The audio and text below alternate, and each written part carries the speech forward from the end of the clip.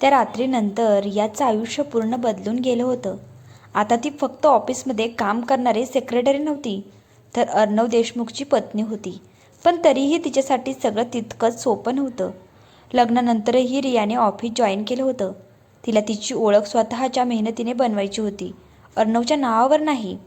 ऑफिसमध्ये सगळ्यांसमोर ती अजूनही मिस रिया कुलकर्णी होती आणि अर्णव तिच्यासाठी अजूनही सर होता. "May I come in sir?" Riya नेहमीप्रमाणे विचारत केबिनमध्ये आली. अर्णव तिच्याकडे पाहत हलकंसं हसला. "रिया, किती वेळा सांगितले, सर नाही." रिया पटकन म्हणाली, "ऑफिसमध्ये तुम्ही माझे सरच आहात." अर्णव काही क्षण तिच्याकडे पाहत राहिला. "तू ना खूप वेगळी आहेस." रिया हसली. "म्हणूनच तर आवडते ना." दोघंही काही क्षण एकमेकांकडे पाहत राहिले. पण आनंद जास्त दिवस टिकत नाही. एक दिवस अचानक ऑफिसमध्ये एक नवीन मुलगी आली. स्टायलिश, कॉन्फिडंट आणि अर्णवला खूप जवळून ओळखणारी. "हाय अर्णव," ती सरळ त्याच्या केबिनमध्ये जाऊन म्हणाली. रिया बाहेर उभी राहून सगळं पाहत होती. "रिया, मी तुला ओळख करून देतो. ही सान्या, माझी कॉलेज फ्रेंड आणि माझी बेस्ट फ्रेंडसुद्धा."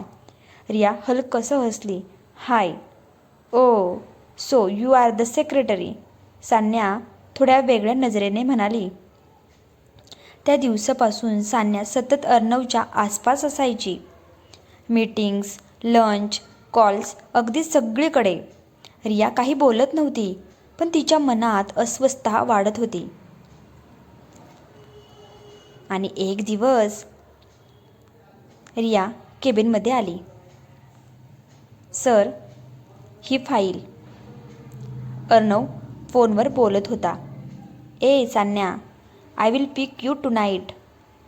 रियाच्या हातातून फाईल खाली पडली. "रिया, काय झालं?" अर्णवने विचारलं. "काही नाही सर," ती स्वतःला सावरत म्हणाली. आणि त्या रात्री रिया एकटीच रूममध्ये बसली होती. अगदी अस्वस्थ झाली होती ती. मी कोण आहे त्याच्या आयुष्यात? तिच्या डोळ्यांतून अश्रू वाहत होते. दुसऱ्या दिवशी रिया नेहमीप्रमाणे ऑफिसला आली, पण आज तिच्या चेहऱ्यावर हसू नव्हतं. "रिया, काय झालं?" काव्या विचारत होती. रिया म्हणाली, "काही नाही गं." पण ती जरा अस्वस्थच होती. त्याच दिवशी संध्याकाळी अर्णवने तिला थांबवलं. "रिया, आपण बोलू शकतो का?" असं अर्णव तिला म्हणाला. "मला काही बोलायचं नाही सर." त्यावर अर्णव तिला म्हणाला, "प्लीज रिया." रिया वळली. "सर, तुम्ही मला एक प्रश्नाचं उत्तर द्याल?" अर्णव म्हणाला, "हो." "तुमच्यासाठी मी काय आहे?" अर्णव काही क्षण शांत राहिला.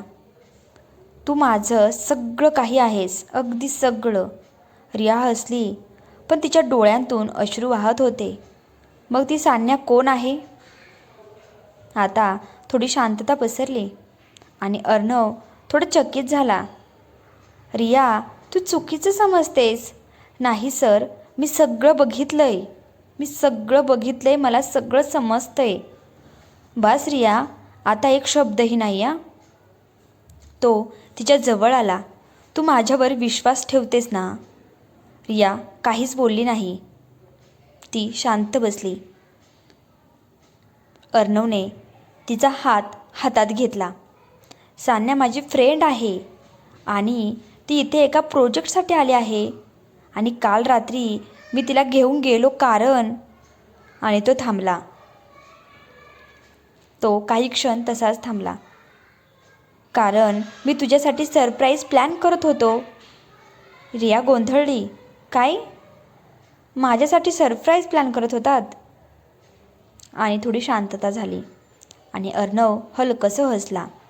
"आज आपल्या लग्नाचा पहिला महिना आहे आणि मला तो खास बनवायचा होता, म्हणून हे सर्व." रियाच्या डोळ्यात अश्रू आले. "सर, म्हणजे अर्णव, तुम्ही खरंच." आणि रिया थोडंसं हलकसं हसली. "मी सांगितलं होतं ना, मला प्रेम व्यक्त करायला जमत नाही, पण तुझ्यासाठी शिकतोय." असं अर्णव तिला म्हणाला. रिया त्याच्या जवळ आली. मला काही नको, मला फक्त तुम्ही हवेत. आणि रिया त्याच्या जवळ गेली आणि अर्णवने तिला मिठीत घेतलं. आणि तू माझं आयुष्य आहेस रिया. आणि त्या दिवसानंतर रिया आणि अर्णवचं नातं अजून घट्ट झालं, समजूतदारपणाने, विश्वासाने आणि प्रेमाने. कधी सर म्हणणारी रिया आता हळूच अर्णव म्हणायला लागली होती. आणि कधी डेव्हिल असणारा अर्णव आता फक्त तिच्यासाठी हिरो बनला होता.